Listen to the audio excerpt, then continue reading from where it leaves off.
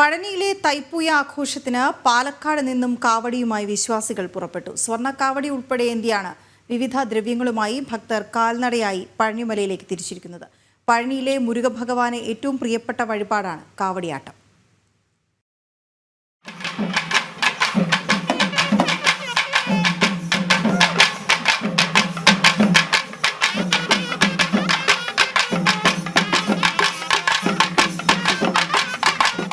പാലക്കാട് മൂത്താന്തറയിലും പരിസര പ്രദേശങ്ങളിൽ നിന്നുമായാണ് കാവടിയുമേന്തി ഭക്തർ തൈപ്പൂയ ആഘോഷങ്ങളിൽ പങ്കെടുക്കാൻ പഴനിമലയിലേക്ക് തിരിച്ചിരിക്കുന്നത്.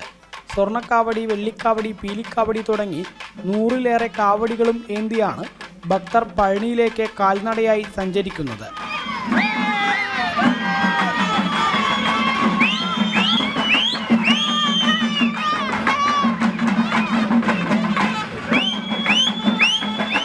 നൂറോളം വീടുകളും ഇവിടെ കേന്ദ്രീകരിച്ച് ഇത് ഭഗവാന്റെ മുരുകക്കാവടി നടക്കുന്നുണ്ട്. നമ്മൾ നാളെ കാലത്ത് ഇവിടുന്ന് നടന്ന് 110 കിലോമീറ്ററോളം നടന്ന് കാവടി ഏന്തി 12-ാം തീയതിയോളം തൈപ്പൂയത്തിന് അവിടെ എത്തും, പഴനിയിലെത്തും. നമ്മുടെ പ്രദേശം നമ്മുടെ വീട്ടിലത്തെ കാവടി ആദ്യമായിട്ട് കാവടിയാണ്. വർഷങ്ങളോളമുണ്ട്, കാലകാലങ്ങളായിട്ട് ഇവിടെ ഈ പരിപാടി നടന്നുകൊണ്ടിരിക്കുന്നുണ്ട്. കാവടി പൂജ തൈപ്പൂയത്തോടനുബന്ധിച്ച് എല്ലാവരും ഇവിടുന്ന് പാലക്കാട് നിന്ന് 10,000 ആൾക്കാരോളം നടന്നു പോകാറുണ്ട്. ഇവിടുന്ന് 41 ദിവസം വ്രതമെടുത്താണ് ഭക്തർ കാവടി എടുക്കാറ്. 50 ദിവസത്തോളം എണ്ണയിട്ട് മയപ്പെടുത്തുന്ന കാവടി അവസാന നാളുകളിൽ പൂജിച്ച് ദ്രവ്യങ്ങളും നിറച്ചാണ് പഴനിയിലേക്ക് തിരിക്കുക.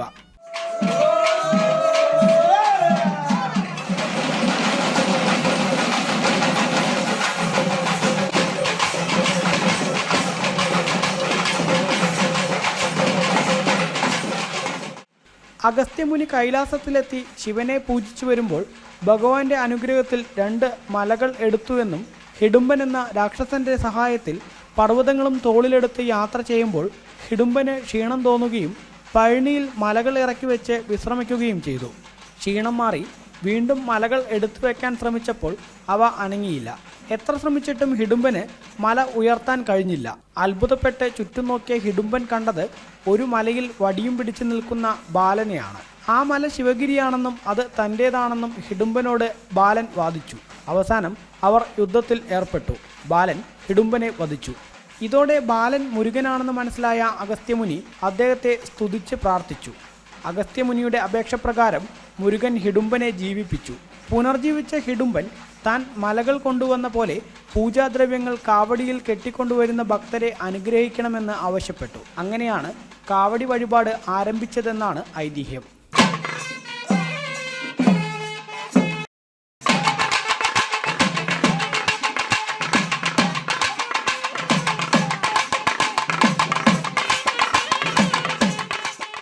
പത്താം തീയതിയാണ് പഴനിയിൽ കൂട്ടക്കാവടി. 11-നാണ് തൈപ്പൂയ ആഘോഷം. സ്വർണ്ണക്കാവടി ഉൾപ്പെടെ 100-ലേറെ കാവടികളുമായിട്ടാണ് പാലക്കാട്ടെ വിശ്വാസികൾ പഴനിമലയിലേക്ക് തിരിച്ചിരിക്കുന്നത്. കാൽനടയായി സഞ്ചരിക്കുന്ന ഇവർ തൈപ്പൂയ ദിനത്തിൽ പഴനിയിലേക്ക് എത്തിച്ചേരും. PR മനൂപിനൊപ്പം അരുൺ ആലത്തൂർ, ജനം, പാലക്കാട്.